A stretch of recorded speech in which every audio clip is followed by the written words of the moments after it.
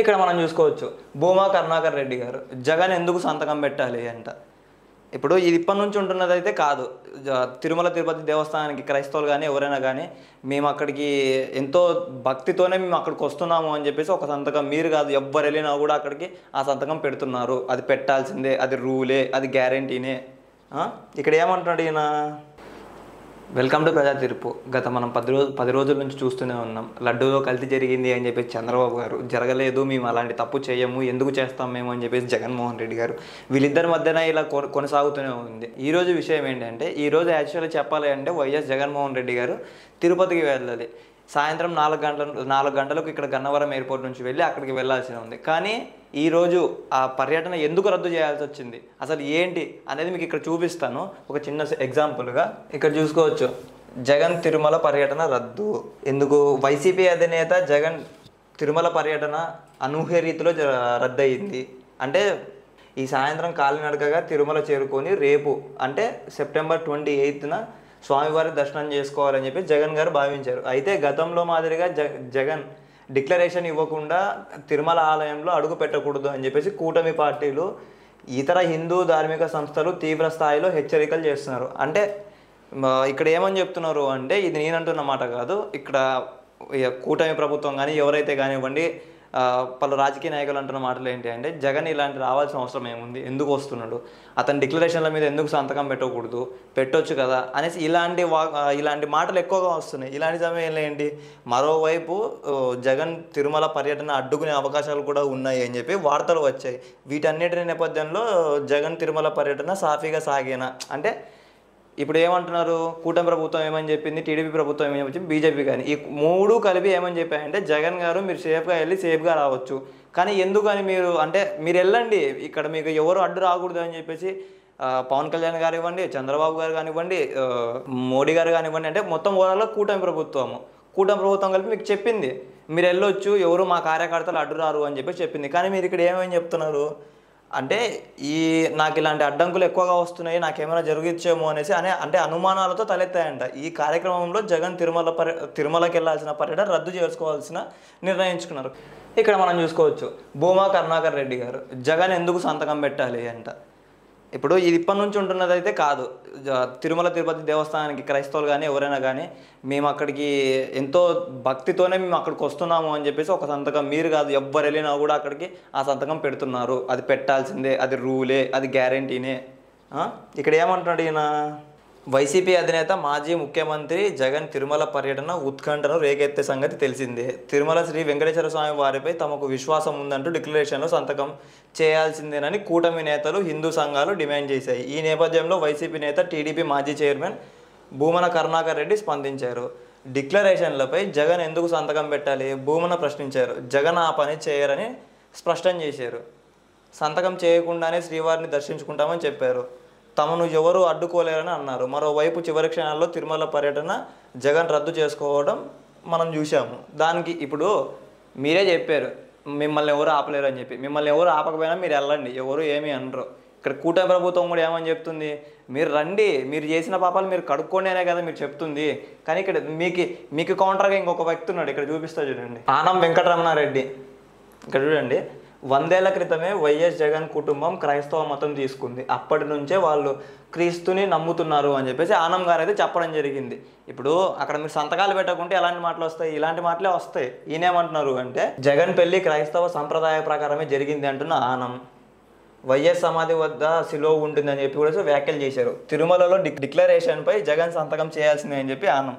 YCP అధినేత జగన్ ఒక half ticket అని టీడీపీ నేత ఆనం వెంకటరమణారెడ్డి తీవ్ర వ్యాఖ్యలు అయితే చేశారు. ఆయన హిందువా లేక క్రిస్టియనా అని ప్రశ్నించారు. 100 ఏళ్ల క్రితం 1925లో వైఎస్ కుటుంబం క్రైస్తవ మతం తీసుకుంది అని చెప్పారు. ఈనాటి నుంచి ఇప్పటి వరకు వైఎస్ కుటుంబం యేసుక్రీస్తుని నమ్ముతుందని చెప్పేసి చెప్పారు. జగన్ గారి తల్లి విజయమ్మ, భార్య భారతి, జగన్ గారి భార్య భారతి వచ్చేసి సోదరి కానివ్వండి షర్మిల, అందరూ క్రైస్తవులేనని చెప్పి చెప్పారు. అంటే ఇక్కడ ఏంటి, తల్లి, తండ్రి, వాళ్ళమ్మ, జగన్మోహన్ రెడ్డి గారు ప్రతి ఒక్కరు కూడా క్రైస్తవులు అని చెప్పేసి ఆనం గారు అయితే చెప్పడం జరుగుతుంది. జగన్ పెళ్లి క్రైస్తవ సాంప్రదాయ ప్రకారమే జరిగిందన్న వెంకటరమణారెడ్డి. వైఎస్ రాజశేఖర రెడ్డి భారతి తండ్రి అంత్యక్రియలు క్రైస్తవ సాంప్రదాయ ప్రకారం జరిగాయని చెప్పి చెప్పారు. వైఎస్ సమాధి వద్ద శిలువ ఉంటుందని కూడా చెప్పారు. జగన్ క్రిస్టియనే కాకపోతే అక్కడున్న శిలువను తొలగించాలని చెప్పేసి కూడా చెప్తున్నారు. ఇక్కడ ఏంటంటే వైఎస్ రాజశేఖర రెడ్డి గారి ఏదైతే ఉందో సమాధి దగ్గర ఉందో ఆ సమాధి దగ్గర ఒక శిలువ ఉంది. మీరు క్రైస్తవులు కాదనుకుంటే ఆ శిలువను మీరు తీసేయండి, తీసేసి అప్పుడు మీరు మా ముందుకు వచ్చి మాట్లాడండి అని చెప్పేసి కూడా వ్యాఖ్యానించారు ఆయన. ఇక్కడ ఏమంటారు అంటే మెయిన్గా వచ్చేసి ఇక్కడ చూడండి, ఇది మీరు బాగా నోట్ చేసుకోండి, క్రైస్తవులను కూడా జగన్ మోసం చేస్తున్నారు అని చెప్పేసి మండిపడ్డారు. సిబిఐకి ఇచ్చిన అఫిడవిట్లో జగన్ తను క్రిస్టియన్గానే చెప్పుకున్నాడని చెప్పేసి తెలిపారు. జగన్ ఏదో ఒక మతంలో మాత్రమే ఉండాలి అని చెప్పేసి ఆనం అంటారు. అంటే ఇక్కడ ఆనం గారు ఏం చెప్తున్నారు అంటే జగన్ క్రిస్టియన్స్ని కూడా అదే అంటే ఇక్కడ చూసుకోవచ్చు మీరు, ఇక్కడ నేను చెప్తుంది కూడా కాదు, ఆనం గారు ఏమని చెప్తున్నారు అంటే వైఎస్ జగన్మోహన్ రెడ్డి గారు క్రిస్టియన్ కాకపోతే అక్కడున్న సిలువను తొలగించాలి అని చెప్పేసి చెప్తున్నారు. అంటే అలాగే ఆయన ఇక్కడ ఇంకొకటి ఏమని చెప్తున్నారు అంటే దీన్ని బాగా నోట్ చేసుకోండి, క్రైస్తవులను కూడా జగన్మోహన్ రెడ్డి గారు అయితే ఏదైతే మన మాజీ సీఎం గారు ఉన్నారో ఆయన మోసం చేస్తున్నారు అని చెప్పేసి ఇలాంటి పలు వ్యాఖ్యలు కూడా ఆనం గారు చేయాల్సి వచ్చింది. ఎందుకు చేయాల్సి వచ్చింది ఏంటి అనేది ఇక్కడ చూసుకుంటే జగన్ ఏదో ఒక మతంలో మాత్రమే ఉండాలని ఆనం గారు అన్నారు. జగన్ హిందువులైతే తల్లి భార్య కూతుర్లతో కలిసి తిరుమలకు రావాలని, జగన్ గారు మీరు హిందువులే అయితే ఫ్యామిలీ మొత్తాన్ని తీసుకొని ఒకసారి తిరుపతికి రండి అని చెప్పేసి ఆనం గారు అయితే చెప్పడం జరిగింది. రావాలి స్వామివారిని అంటే స్వామి గారికి మీరు జగన్ గారి తలనీలాలు కూడా ఇవ్వాలి అని చెప్పేసి అయితే ఆనం గారు చెప్తున్నారు. జగన్ కుటుంబం అంతా దొంగలేనని అని చెప్పేసి ఆనం గారు కూడా వ్యాఖ్యానిస్తున్నారు. సోనియా గాంధీ, అబ్దుల్ కలాం లాంటి వాళ్ళు వంటి గొప్ప వాళ్ళు తిరుమలకు వచ్చినప్పుడు డిక్లరేషన్లపై సంతకాలు చేశారని, నువ్వు వాళ్ళకంటే గొప్పవాడివా అని చెప్పేసి ప్రశ్నించారు. తిరుమల డిక్లరేషన్లపై జగన్ సంతకం చేయాల్సిందేనని చెప్పేసి అన్నారు. ఇక్కడ ఇందాక ఏమన్నారు, భూమా కరుణాకర్ రెడ్డి గారు సంతకం ఎందుకు పెట్టాలి ఏంటి, మేము ఎందుకు పెడతాం, మాకు అవసరం లేదు అని చెప్పేసి చెప్పడం జరిగింది. గత 5 సంవత్సరాల్లో మీరు పాలన ఉన్నప్పుడు అంటే ఇప్పుడేది కాదు ఎప్పటి నుంచో అయినా కూడా మీరు ఒక సంతకం పెట్టలేదు, ఏమీ చేయకుండా ఇప్పటికిప్పటికి మీరు డిక్లరేషన్ల మీద సంతకం ఎందుకు పెట్టరు? ఒక చిన్న ఎగ్జాంపుల్గా చెప్పండి, ఒక చిన్న ఆన్సర్ చెప్పండి నాకు, ఎందుకు బెటర్ అంటారు? ఇక్కడ చూడండి మీరు, సరే మీరు గత ముఖ్యమంత్రి మాజీ సీఎం వైఎస్ జగన్మోహన్ రెడ్డి గారు గతంలో, ఎందుకంటే మా ఎక్స్ సీఎం కాబట్టి ఆయన, ఇప్పుడున్నది నారా చంద్రబాబు నాయుడు గారు. జగన్మోహన్ రెడ్డి గారి కన్నా అంటే జగన్మోహన్ రెడ్డి గారు గొప్ప వాళ్ళ వీళ్ళకన్నా, అంటే అబ్దుల్ కలాం కానివ్వండి, సోనియా గాంధీ కానివ్వండి, వీళ్ళకన్నా గొప్ప వాళ్ళ అంటే వీళ్ళకన్నా గొప్ప వ్యక్తే జగన్మోహన్ రెడ్డి గారు.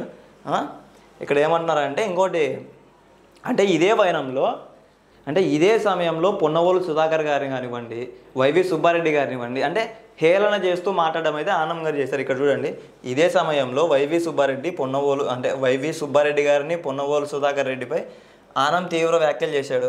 ఒరే సుబ్బిగా నువ్వు గురుస్వామివే అని ప్రశ్నించారు. టీటీడీ చైర్మన్గా ఉన్నప్పుడు వైవి సుబ్బారెడ్డి పింక్ డైమండ్ కేసును విత్డ్రా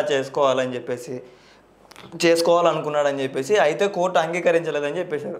పొన్నవోలు కనపర్తిపాడులో పందులు మేపేవాడని చెప్పేసి కూడా చెప్పారు. ఇక్కడ మీరు చూడండి, అయితే ఇక్కడ చూడండి, పొన్నవోలు కనపర్తిలో పందులు మేపేవాడిని అని చెప్పేసి చెప్పారు. అందుకే పంది కొవ్వు ధరలు బాగా చెప్తున్నాడు అని చెప్పేసి ఆనం గారు అయితే ఇలాంటి పలు వ్యాఖ్యలు అయితే చేశారు. ఇలాంటి వ్యాఖ్యలు ఎందుకు చేశారు ఏంటి అనేది మీకు తెలియంది కాదు, వాళ్ళు ఎందుకు చేశారో కూడా మీకు తెలిసిందే. Thank you. చూస్తూనే ఉండండి ప్రజా తీర్పు.